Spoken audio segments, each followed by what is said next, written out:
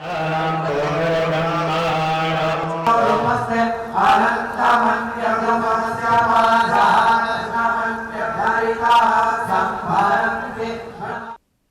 माँ इंद्राक्षी जय अम्बे। इंद्राक्षी धाम में सभी साधकों का हम हार्दिक स्वागत करते हैं। आज का अंक साधकों के लिए बहुत ही खास हो सकता है। आज हम चर्चा करने वाले हैं, कई बार हम प्रतिदिन अपनी साधना करते हैं, जिस साधना में हम स्तोत्र पाठ कवच दैनिक रूप में विशेष मंत्रों का पाठ करते हैं, लेकिन कई बार हमें ये भी महसूस होता है कि हमारी प्रतिदिन की साधना से हमें वो फल प्राप्त नहीं हो पा रहा है जो हमें मिलना चाहिए। और इस प्रकार के आंसर क्वेश्चन हमारे मन में अक्सर कौंधते रहते हैं। तो आपकी प्रतिदिन की साधना में कहीं कोई कमी तो नहीं? तो उन सब चीज़ों के ऊपर ये खास अंक है, ध्यान से सुनिएगा। आइए पहले आज का हम पंचांग देखें।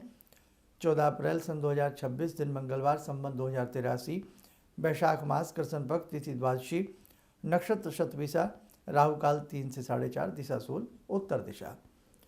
अब देखो, साधना एक तो होता है गुरु मार्ग के माध्यम से करना, और एक साधना होता है कि अपने मन से करना।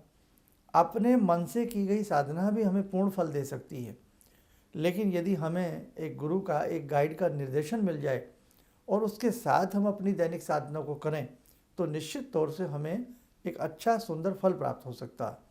लेकिन यहाँ पर भी एक बात समझ में ज़रूर आपको ले आनी चाहिए, क्या कि प्रतिदिन की साधना चाहे आपके गुरु ने आपको बताई है, प्रतिदिन की साधना चाहे आप अपने मन से कर रहे हैं, तो साधना में सबसे बड़ी बात है कि एक तो आपके भाव मजबूत होने चाहिए। आपके गुरु ने आपको गुरु मंत्र दिया है, लेकिन कई बार हम गुरु मंत्र जपते हैं, लेकिन गुरु मंत्र के प्रति वो आस्था नहीं बैठ पाती जो बैठनी चाहिए। तो ध्यान रखें, पहली बात, अपने गुरु मंत्र के प्रति अपनी आस्था को पूर्ण रूपेण जागरूक करते हुए अपने उस मंत्र को पूर्ण भाव से पढ़िएगा। आपका गुरु मंत्र ही चैतन्य होकर के आपकी दैनिक साधना में 4 चांद लगा देगा। तो आस्था का बहुत बड़ा खेल है।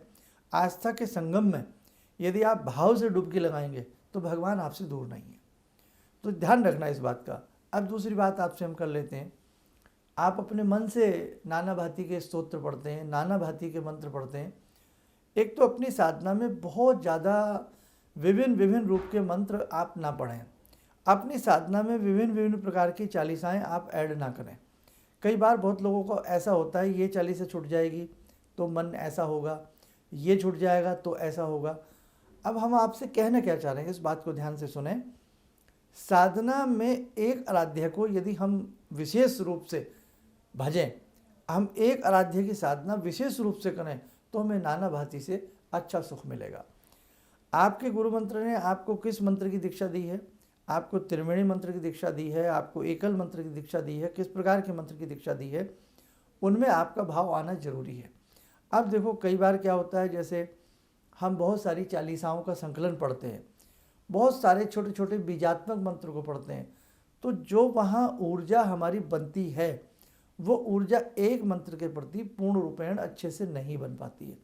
इसलिए कहने का भाव, आप चाहे किसी बुज़ुर्ग से, चाहे किसी मर्मज्ञ से, या अपने गुरु से अपना जो भी आपकी दैनिक साधना, एक बार उसका टाइम टेबल अच्छे से बनवा लीजिएगा कि मैं इतने बीज मंत्र पढ़ता हूँ, इसमें से मुझे कौन कौन सा बीज मंत्र पढ़ना चाहिए। अगर आप एकल साधना भी नहीं करना चाहते, आप एक स्वरूप की साधना नहीं करना चाहते, आपका मन नहीं होता, आपका मन होता है मैं शिव जी का भी मंत्र पढ़ूँ, मैं राम जी का भी मंत्र पढ़ूँ, मैं श्याम जी का भी मंत्र पढ़ूँ, मैं ये भी करूँ। बहुत लोग आप में से ऐसे भी डिफरेंट होंगे ना। तो आप वहाँ पर भी किसी विशेषज्ञ से, किसी मर्मज्ञ से, गुरु से एक शेड्यूल बनवा लीजिएगा कि मेरा मन, मेरी आस्था है। अब सबका अपना अपना मन है, ज़रूरी नहीं जो आपका मन हो वो आपके घर में किसी दूसरे का हो। एक ही घर में विभिन्न प्रकार की राय हो सकती हैं ना। और भगवान तो नाना रूपों में बसते हैं, इसलिए आप अपने एक शेड्यूल बनवाइए कि मैं इन मंत्रों को पढ़ता हूँ, इनमें से मैं किन किन मंत्रों को पढ़ूँ। कई बार आपका उन मंत्रों को, उन चालीसाओं को, स्तोत्रों को पढ़ते पढ़ते 3-3 घंटे निकल जाते हैं, और आपका मन फिर भी ऐसा लगता है कि शायद मेरे साथ कुछ अच्छा नहीं हो रहा है, शायद मुझे वो बात नहीं आ पा रही है जो मेरे जीवन में वो बात आनी चाहिए। कहीं मेरी साधना उस प्रकार से नहीं चल रही है जैसी साधना मैं अंदर से चाह रहा हूँ, चाह रही हूँ। ऐसा होता है बहुत साधकों के साथ। तो ध्यान रखना, उसमें आप अपने किसी विशेषज्ञ से, किसी मर्मज्ञ से अपने लिए 2-3 मंत्र ऐसे सेट करवा लीजिएगा कि भाई इन मंत्रों को मैंने पूरी अगाध श्रद्धा से पढ़ना है। आप 100 स्तोत्र ना पढ़ें, आप 10 मंत्र ना पढ़ें, चाहे आप 2 ही मंत्र पढ़ लें। अब जैसे आपने गायत्री मंत्र पढ़ा और उधर से प्राण डाल दीजिए दुर्गा सप्तशती में।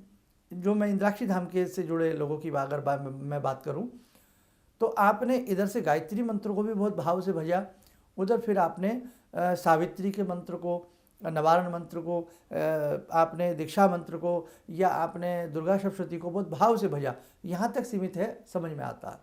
लेकिन आप सोचेंगे मैं 4-10 तरह के मंत्र पढ़ूँ, मैं 4-5-6 तरह के स्तोत्र पढ़ूँ, मैं 8-10 तरह की चालीसाएँ पढ़ूँ, तो आप डाइवर्ट हो जाएंगे।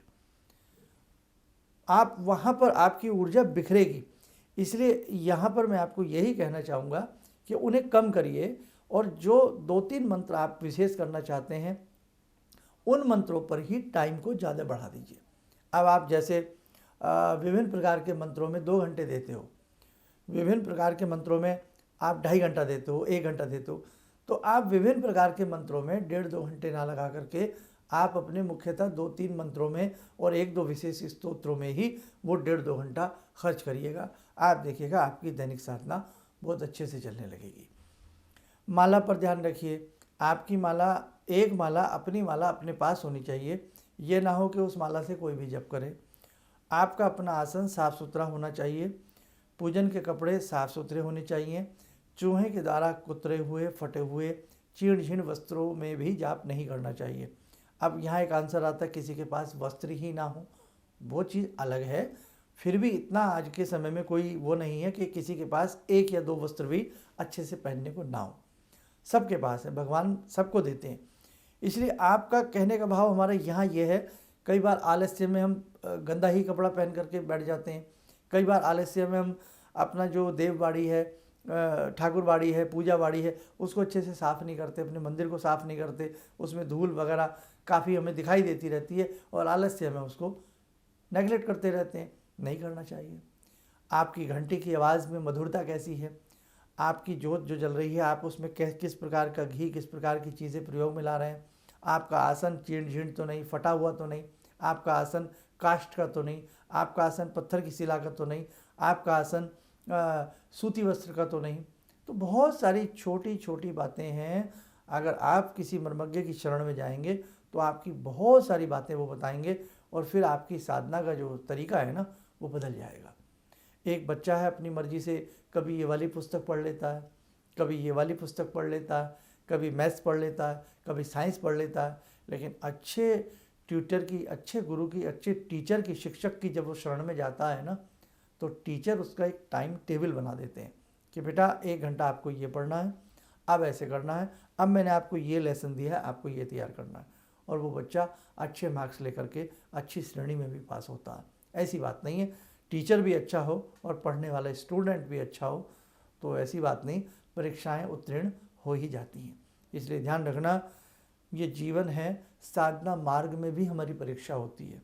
कई बार जब हम साधना कर रहे होते हैं ना, तो साधना मार्ग करते करते कई बार हमारा अहित होने लगता है, नुकसान होने लगता है, शरीर में अस्वस्थता आने लगती है, सुस्ती आने लगती है, प्रमाद आने लगता है, आलस्य आने लगता है। नाना भांति की परीक्षाएं साधक की भी होती हैं।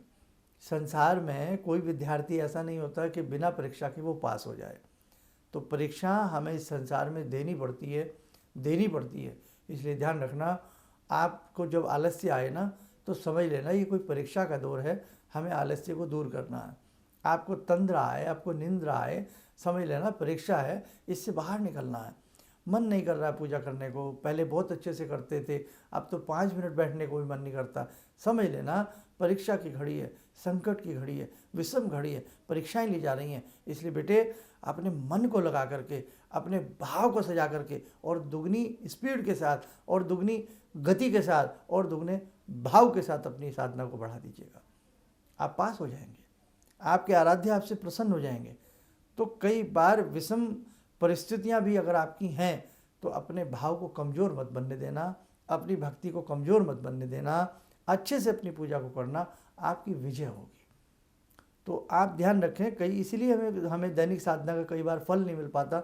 हम बहुत सारे स्तोत्र, बहुत सारी चालीसाएँ, बहुत सारे मंत्र अपनी पूजा में शामिल कर लेते हैं और किसी भी मंत्र के प्रति कई बार हमारी आस्था नहीं बन पाती, बस हम कर लेते हैं, बस हम करते रहते हैं। आज सोमवार है, आज मंगलवार है, आज बुधवार है, आज ये करना, तो हम बस करते रहते हैं और कई बार तो भाव भी नहीं हमारे बन पाते हैं। बस लगता है कि 1 घंटा हुआ है, लेकिन पता नहीं लगा 1 घंटे में हमने किया क्या है। बहुत लोगों को नींद आ जाती है, बहुत लोगों की माला नहीं चल पाती, बहुत लोगों को ऊँघाई आने लगती है, बहुत लोगों को आलस्य आने लगता है, जम्भैया आने लगती हैं। तो ये सब चीज़ें आपकी साधना के नियमों को भंग करती हैं। तो आपकी ध्यान रखें, आप उस गद्दी पर बैठे हैं, आप उस सिंहासन पर बैठे हैं, आप उस आसन पर बैठे हैं कि जिस आसन पर बैठकर के भक्त भगवान को वश में करता है। वो आसन इतना मामूली नहीं है। वो समय, वो ड्यूरेशन आपकी साधना का 20 मिनट, 25 मिनट का, 50 मिनट का बहुत कीमती समय है। आपके 24 घंटों में से वो समय सबसे बहुमूल्य समय है। इसलिए उस बहुमूल्य समय में आप बहुमूल्य हीरा, पारसमणि, आप मोती तलाश रहे हैं। भगवान है ना, भगवान के चरणों में हीरे मोती पारस पन्ने पड़े होते हैं। इसलिए ध्यान रखना, वो समय बहुत कीमती है।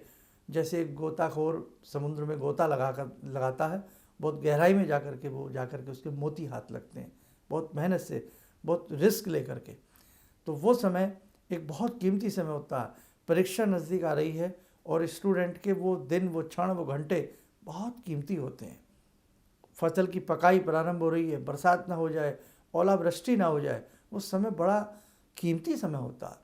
इसलिए जब हम दिन में किसी भी समय, सुबह में, शाम में, जब भी आपका माहौल बने, मन बने, या जो भी आपका दैनिक समय है पूजन का, वो बहुत कीमती समय होता है। उस कीमती समय को बहुत कीमती बन करके गुजारिएगा। उस समय को ऐसे मत समझिएगा कि बस सुबह हो गई तो घंटी बजानी है, शाम हो गई तो दीप जलाने हैं। ये जीवन है, कब मौका हाथ से निकल जाए हम दीप न जला सकें, कब मौका हाथ से निकल जाए कि हम पशु योनि में चले जाएं, हम कृमि योनि में चले जाएं, हम कीट योनि में हम चले जाएं, हम वृक्ष जड़ योनि में चले जाएं। पता नहीं लगता समय कब निकल जाए। इसलिए ध्यान रखना, बहुमूल्य समय है। जिस समय हम बैठ कर के भगवान की आराधना करते हैं तो वो बहुत ही कीमती समय होता है। उस कीमती समय को बन करके आप कीमत उसकी समझ करके आप पूजा करिए, पाठ करिए। भगवान आपसे दूर नहीं है। निश्चित तौर से आपकी भक्ति रंग लाएगी, दैनिक साधना आपके रंग लाएगी और आपके जीवन में अलौकिकता आएगी। आपके जीवन में जो कार्य लंबे समय से नहीं बन पा रहे थे वो बनने लग जाएंगे। लेकिन आपका मन यदि इधर उधर है तो आपको गुरु की शरण में जाना चाहिए। इसीलिए गुरु दीक्षा नितांत बताई गई है। चलिए अब एक संदेश और दे देते हैं। बहुत ही अच्छा एक कार्यक्रम सभी साधकों के लिए इंद्राक्षी धाम की तरफ से तय किया गया है कि एक विशेष साधना जो प्रारंभ की जाएगी 1 मई से, बुद्ध पूर्णिमा से वो साधना प्रारंभ होगी गायत्री महामंत्र की। आप गायत्री महामंत्र की साधना करेंगे। संकल्प 51,000 जप का है, लेकिन उसमें फालतू ही हो जाएगा। 1 मई से ये प्रारंभ होगा और ये 14 जून तक ये साधना गायत्री मंत्र की रहेगी। आप प्रयास करें कि प्रतिदिन कम से कम आप 11 माला तो आपको ज़रूर करनी ही करनी है। 11 माला का जप है और उसमें कई बार हमसे त्रुटियाँ हो जाती हैं, कई बार कुछ भूल चूक हो जाती है। इसलिए प्रयास करें, अगर 14 माला कर लें, 7 सुबह 7 शाम को, या एक ही बैठक में 14 माला कर लें तो सोने पर सुहागा। ये 1 मई से प्रारंभ इस साधना का सत्र रहेगा और इसके लिए एक डिटेल के साथ एक वीडियो आपको आप सुन लेना अच्छे से। उसमें और भी बातें आपको गंभीरता से समझ में आ जाएंगी। और इस साधना का 15 जून को सोमवती अमावस्या के दिन समापन होगा। यानी कि हम 1 मई से इसे प्रारंभ करेंगे, 14 जून तक ये रहेगी और 15 मई को सोमवती अमावस्या है।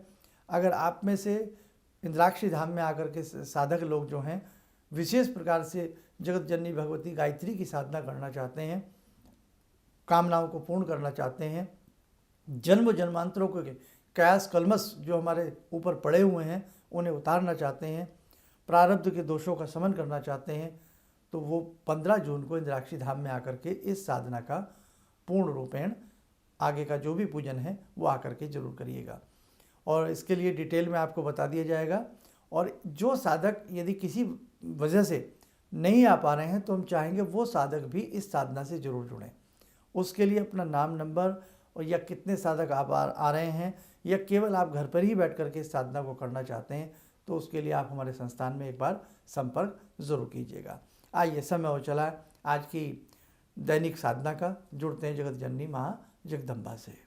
ॐ सिन्दूरारुणविग्रहां त्रिनयनां माणिक्यमूलस्फुरात् स्तारानायकशेखरं स्मितमुखी वापेन वक्षोरुवां पाणिभ्यामलपूर्णरत्नचषकां रत्नोत्परां बिभ्रति सौम्यां रत्नगटस्थरक्तचरणां ध्यायेत् पराम् अम्बिकां खड्गं चक्रगदेषु चापपरिगान् शूलम्बुशुण्डिं शिरा शङ्खं संदधतीं करे स्त्रीनयनां सर्वाङ्गभूषावृतां नीलासमद्युतिमास्य पाददशकां सेवे महाकालिकां यामास्तो स्वपितैहरो कमलजो हन्तुं मधुं कैटवं विद्युद्दामसमप्रभां मृगपते स्कन्दस्थितां भीषणां कन्या विहकरवालखेटविलसा धस्ताविरासेवितां हस्तैश्चक्रगदाशिखेटविशिखां चापं गुणं तर्जनीं विप्राणामलिलात्मिकां शशिधरां दुर्गां त्रिनेत्रां भजे। कवच बना लें, ध्यान करें, भगवती का शुभ आशीष हम सबके ऊपर बरस रहा है।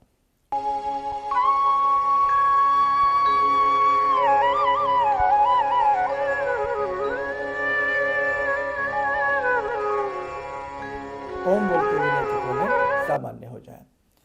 ये छोटी छोटी लघु साधनाएं, इस प्रकार के अनुष्ठान जब जीवन में हमारी दैनिक साधना में बढ़ते हैं ना, तो नाना भांति से हमारा जीवन अमूल्य बन जाता है। नाना भांति से हमारे संकट दूर होते हैं, मनोकामनाएं पूर्ण होती हैं। इसलिए ध्यान रखना, अपनी दैनिक साधना में विशेष प्रकार के अनुष्ठान, विशेष प्रकार की इस प्रकार की पूजाएं भी आप लोग शामिल कीजिएगा। फिर देखिएगा आपकी साधना किस चरम स्थिति में आ जाती है। चलिएगा, आप सब लोग स्वस्थ रहें, सुखी रहें। इन्हीं शुभकामनाओं के साथ हम अपनी वाणी को विराम देते हैं। जय जय अम्बे। मेरी बार बार आंखों की नाड़ी फट जाती थी, तो डॉक्टर ने मेरे को बोला कि ये कैसे हो गया। मेरे 30 साल की प्रैक्टिस में कभी भी इस आँख की रोशनी चली गई थी, तो वो मैं मंत्र करती थी, आपने मेरे को बताया था, तो उस मंत्र से मेरी रोशनी वापस आ गई। मेरे को काला मोतियाबिंद है, तो हाँ अब ठीक है, इस रोशनी आँख में आ गई। तो वो बोले कि मैं बड़ा हैरान हूँ कि रोशनी ये वापस आ कैसे गई, तो आपकी कृपा से आई। किसी भी समस्या के समाधान के लिए मिले प्रसिद्ध हस्तरेखा एवं वास्तु विशेषज्ञ प्रोफेसर धर्मेंद्र शर्मा जी से। नोट: शिविर में भाग लेने हेतु एवं व्यक्तिगत रूप से मिलने के लिए कॉल करने का समय सुबह 10 बजे से शाम 6 बजे तक। हमारे विभिन्न ज्ञानवर्धक कार्यक्रम देखने के लिए आप हमें अभी सब्सक्राइब करें, बेल आइकन को प्रेस करें ताकि आप देख सकें हमारा कार्यक्रम सबसे पहले। और अधिक जानकारी के लिए फेसबुक पेज को लाइक करना न भूलें।